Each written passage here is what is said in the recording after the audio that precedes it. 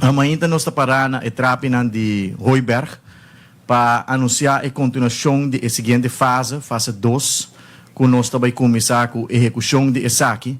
Fase 1 já acaba a começar durante o gabinete Wave Cruz 1, com o acordo financiar por meio de fundo de TPIF, a primeira fase.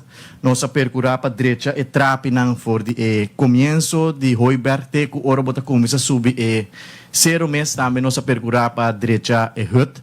Durante o gabinete Wave Cruz 1, a intenção da outra etapa não sigue mesura com fase 2, com a AWE, me está contente com nós porta para aqui para anunciar a continuação.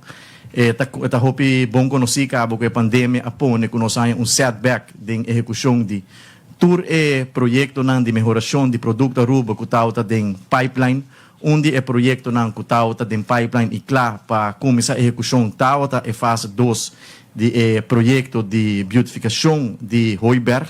Hooiberg está uma atração que está usar para local e também para turistas.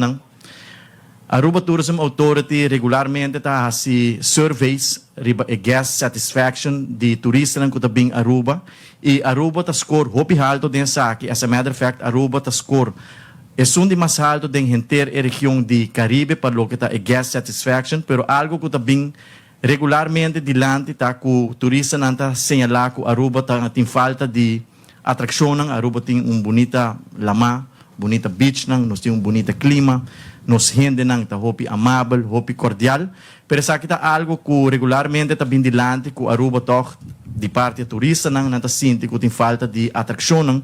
E está pensei conjuntamente com o colega do Conselho de Ministros, Primeiro-Ministro, mas também está encarregado com o projeto de outdoor amenities, nós está purba criar mais atração para turistas. E seguro, Hooiberg está bonito lugar para nós por fazer uma atração com mais e mais lugar de visitar para nós turistas. E também também nós opta de gabinete Wave Cruz 1 para planear o projeto de Hooiberg aqui em diferentes fases.